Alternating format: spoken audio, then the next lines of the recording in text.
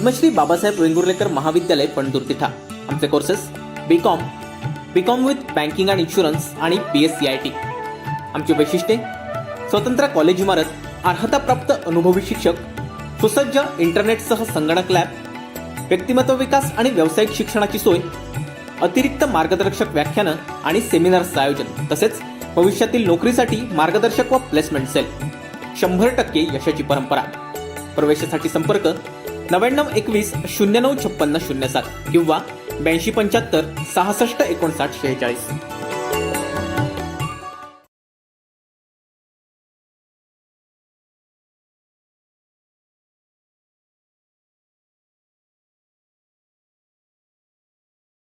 तरी नाक खुपसायचं काय कारण?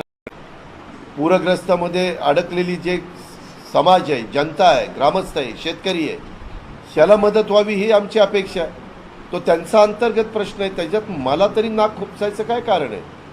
आणि पूरग्रस्तामध्ये अडकलेली जे समाज आहे, जनता आहे, ग्रामस्थ आहे, शेतकरी आहे, त्याला मदत व्हावी ही आमची अपेक्षा आहे। तो त्यांचा अंतर्गत प्रश्न आहे, त्याच्यात मला तरी नाक खुपसायचं काय कारण आहे? आणि दुसरा एक महत्त्वाचा मुद्दा आज वर्ध्याच्या दौऱ्यामध्ये लक्षात आलेला आहे। वर्धा जिल्ह्यामध्ये मोठ्या प्रमाणावर सोयाबीन पिकतं। दरवर्षी सोयाबीनचं पीक उत्तम येतं आणि त्याच्यातून आपण शेतकऱ्यांचं पण दर्जेदार आलेलं सोयाबीनमधनं पुढच्या वर्षीकरता बियाणं तयार करतो। आणि काही बियाणं कंपन्या तयार करतात आणि काही महाबीज म्हणून राज्य सरकारची जी बियाण्याची कंपनी ते करते। परंतु आता मोठ्या प्रमाणावर आपल्या वर्ध्याचं सोयाबीन अतिवृष्टीमुळं बेचिराग झालेलं आहे, फार खराब झालेलं आहे, उद्ध्वस्त झालेलं आहे। त्याच्यामुळं पुढच्या वर्षी सोयाबीनच्या बियाचा खूप मोठा प्रश्न निर्माण होणार आहे। मी तुमच्या चर्चेच्या निमित्तानं देखील सांगतो, त्याकरता सोयाबीन बीजोत्पादनाचे कार्यक्रम कृषी विभागाला घ्यावे लागतील। जे इच्छुक शेतकरी पुढे येतील, आता कुणीही शेतकरी येऊन चालणार नाही। ज्याच्याकडं पाण्याची व्यवस्था आहे तशा शेतकऱ्यांना, इरिगेशनची व्यवस्था असणाऱ्या शेतकऱ्यांना सबसिडी दरानं सोयाबीनचं बियाणं उपलब्ध करून दिलं गेलं पाहिजे। आम्ही मागचा अर्थसंकल्प सादर करत असताना त्याच्यामध्ये कृषी विभागाच्या तर्फे एक योजना आणलेली होती, पण ती सबसिडी 1000 रुपयेच होती। ती वाढवावी लागेल, कारण मला वाटतं 4000 वर काहीतरी दर त्याच्या संदर्भातला खर्च येतोय।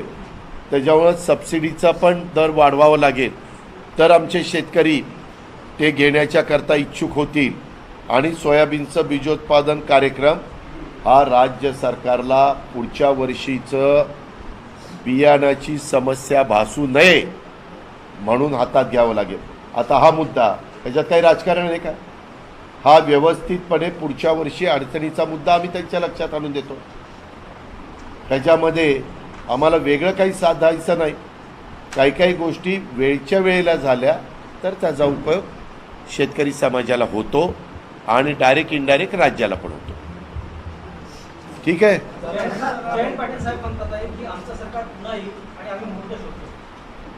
मला माहीत नाही, मी आता सध्या तुमच्या भागामध्ये दौरा करतो, त्याच्यामुळे मुहूर्तावर विश्वास ठेवणारा मी माणूस नाही। मी आजपर्यंत माझी शपथ गांभीर्यपूर्वक दृढकथन करतो अशी घेत असतो, हे उभ्या महाराष्ट्राला माहिती आहे। ती आमदारकीची शपथ असू, सुरुवातीला खासदार झालो होतो ती शपथ असू, राज्यमंत्री झालो होतो तेव्हाची शपथ, मंत्र्याची शपथ आणि 4 वेळेला उपमुख्यमंत्री झालो त्याची शपथ। त्याच्यामुळे ते मुहूर्त बिर्त मला माहिती नाही रे बाबांनो।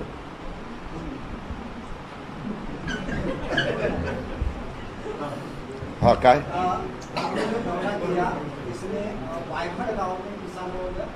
काफी नुकसान हुआ है। पूरे जिले में अभी ऐसी स्थिति है कि 2 लाख हेक्टेयर की जमीन फसल पूरी गई है।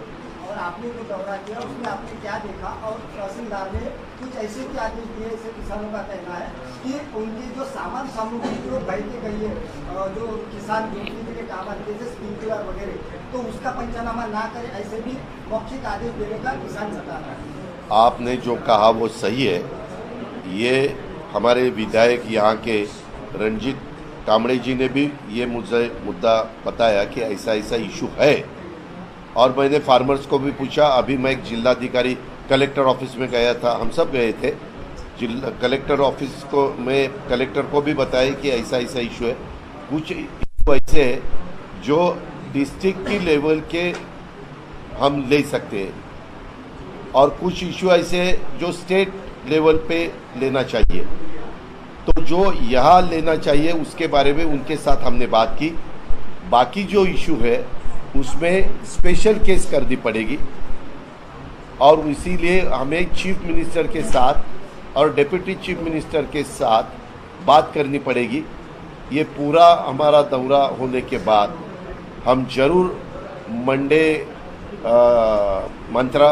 मंडे को बम्बई जाएंगे, तब उनके भी सामने ये सब इशू रखेंगे और उनको ठीक तरह से समझाएंगे कि ये इशू जब तक हल नहीं होते तब तक वहाँ के फार्मर्स को मदद नहीं हो सकती।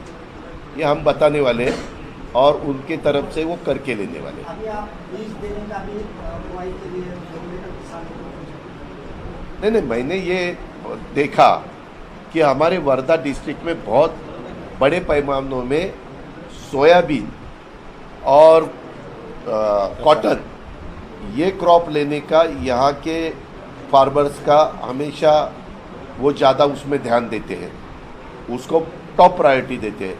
लेकिन ये बारिश की वजह से 15 दिन की जो बारिश रोज आती है, इसीलिए उनकी फसल एकदम खराब हो गई है, ये हाथ से निकल गई है। इसीलिए नेक्स्ट ईयर जब रेनी सीजन शुरू होने से पहले, जिनको हम खरीफ क्रॉप बोलते हैं, तब इसका सीड्स कम अपने को मिलने वाला है। इसीलिए हमने उनको बताया, कलेक्टर को, और मैं CM को भी बताऊंगा कि नेक्स्ट ईयर के लिए सोयाबीन का जो भी सीड्स है वो कार्यक्रम बड़े पैमानों में आपको हाथ में लेना पड़ेगा।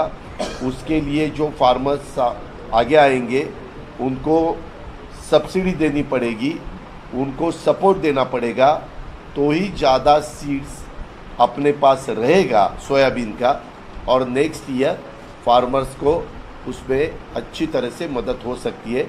इसीलिए उसमें ज़्यादा ध्यान देना पड़ेगा।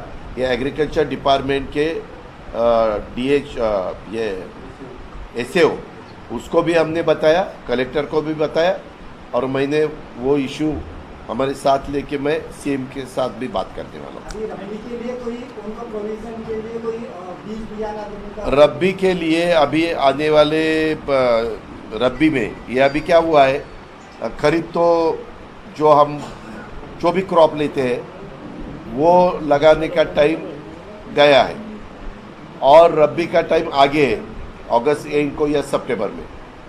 तो फिर हमें क्या, गवर्नमेंट को क्या करना पड़ेगा कि ये बीच वाले जो अगस्त में क्या करना चाहिए, इसके लिए अपने 4 एग्रीकल्चर यूनिवर्सिटी है, उनके जो भी साइंटिस्ट है उनको बताना पड़ेगा कि क्या करना चाहिए, कौन सा क्रॉप लेना चाहिए।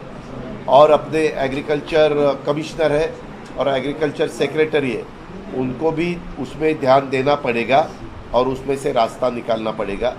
इसीलिए ये भी हम उनके सामने रखने वाले इशू और उसमें रास्ता निकालने के लिए कहने वाले। ओके।